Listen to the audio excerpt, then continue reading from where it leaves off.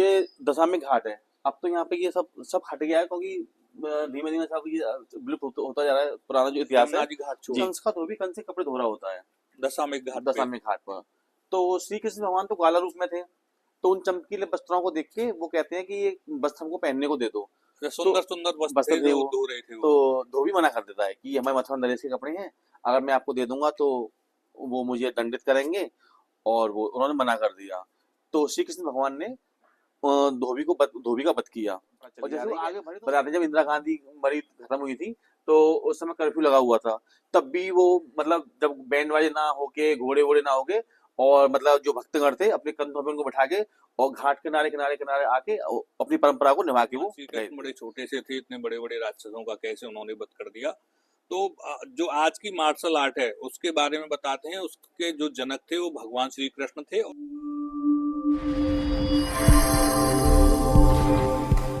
राधे राधे, मैं हूं वेद और आप देख रहे हैं सचमुच टीवी। आप जानते हैं कि सचमुच टीवी में हम कान्हा का ब्रज आपको दिखाते हैं, लेकिन कृष्ण से पहले हम कंस की बात आज कर रहे हैं। ये जो पूरी सीरीज कंस के ऊपर हम चला रहे हैं, उसमें हम आपको बताने जा रहे हैं कि श्री कृष्ण ने कैसे जो कंस थे उनके राक्षसों का वध किया, उनके जो साथी थे मुष्टिक, कंस, चाणूर, इनका वध किया, उनके पहलवानों को मारा। और एक रजक धोबी को कहते हैं, जिसके साथ झगड़ा हुआ कृष्ण जी का। कृष्ण जी ने कहा कि मुझे अब वस्त्र दे दो पहनने के लिए।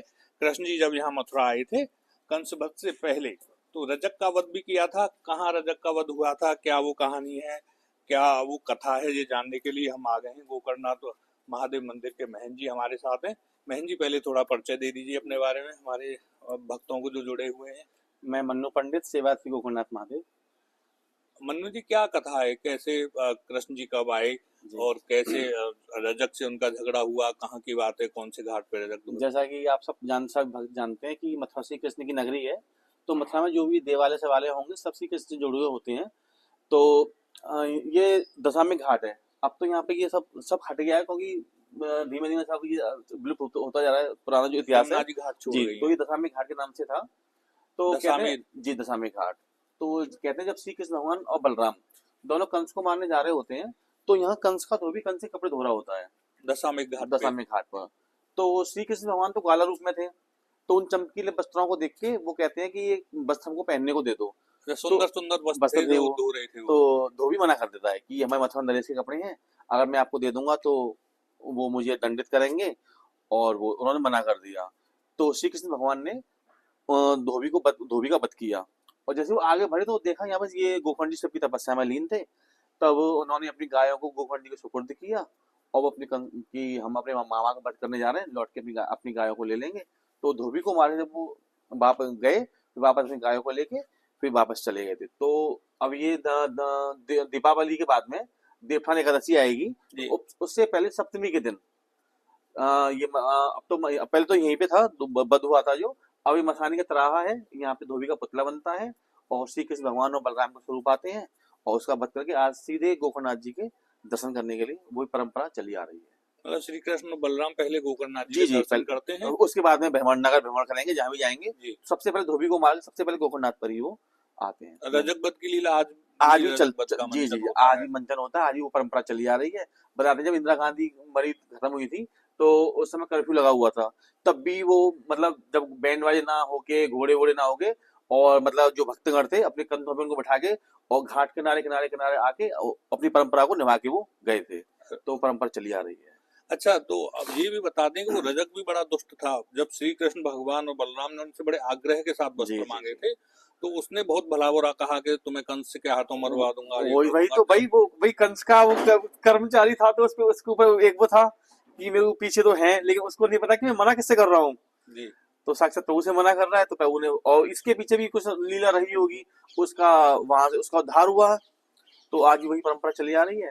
तो जैसे रावण का पुतला बनता है, ऐसे यहाँ धोबी का पुतला बनता है तराई पे, और उसको मार के आज भी स्वरूप यहाँ दर्शन करने। तो ये रामलीला के अंतर नहीं, ये समाज द्वारा किया जाता है। जी, ये चतुर्वेदी समाज के द्वारा ये 5 दिन का मेला चलता है। एक दिन हाथी मरता है, और एक कंस मेला होता है, कंस मेला चलता है 5 दिन का, उसी के अंतर्गत ये लीला आती है।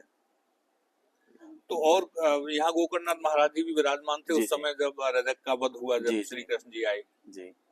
तो गोकर्णनाथ महाराज जी को अपनी गायें दे गए थे वो हाँ, वहां भगवान। उनके सुपुर्द अपनी गायों को कर गए थे कि हम लौट के अपनी गायों को ले लेंगे, हम अपने मतलब कंस वध के लिए वो जा रहे थे। मतलब गोकर्णनाथ महाराज भी यहाँ साक्षात हाँ, उस जी जी लीला जी, के साक्षी हैं। बिल्कुल बिल्कुल जी। और महाराज जी ये भी बताया जाता है कि ये कहते हैं कि भगवान श्री कृष्ण ने एक थप्पड़ में उसका रजक का वध कर दिया था। और कहने वाले अब ये सोचते हैं कि भगवान श्री कृष्ण बड़े छोटे से थे, इतने बड़े बड़े राक्षसों का कैसे उन्होंने वध कर दिया।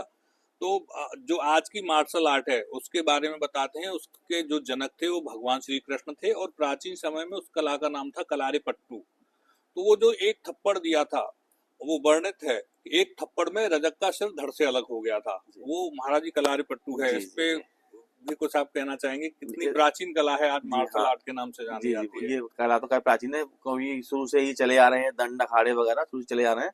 तो बस नहीं कहना चाहूंगा कि ये तो अपने शुरू से ही चली आ रही हैं। यहाँ से हम आपको लिए चलते हैं, यहाँ से आगे चल के जो था वो आगे दशामेध घाट बताते हैं, लेकिन आज घाट का कोई यहाँ पर नामो निशान नहीं है क्योंकि बहुत पुराने समय की बात है और यमुना यहाँ से बहुत नीचे उतर गई है। यहाँ से अगर हम नीचे उतर के जाएंगे तो मोक्ष धाम पड़ता है, मोक्ष धाम को इधर से काफी दूर जाके यमुना जी आएंगी।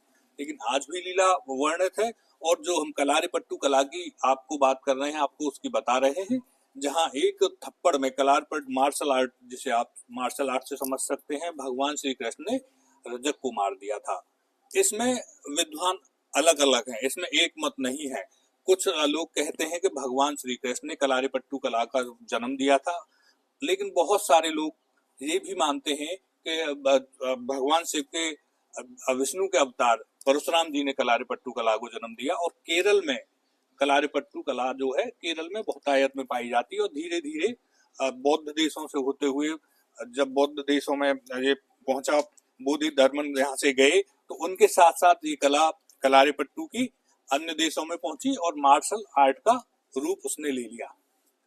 लेकिन ये बहुत बड़ी मान्यता है, बहुत सारे लोग, बहुत सारे विद्वान इस बारे में बताते हैं कि ब्रज के वनों में जब भगवान श्री कृष्ण गाय चराने जाते थे, 84 कोस के वनों में उन्होंने गौचारण की लीला की, तो उस दौरान उन्होंने इसका कलारीपट्टू कला का आविष्कार किया। और डांडिया नृत्य जो नवरात्रों में आप देखते होंगे, डांडिया नृत्य, तो डांडिया जो नृत्य है वो कलारीपट्टू कला का नृत्य वर्जन है, यानी नाट्य रूपांतरण है।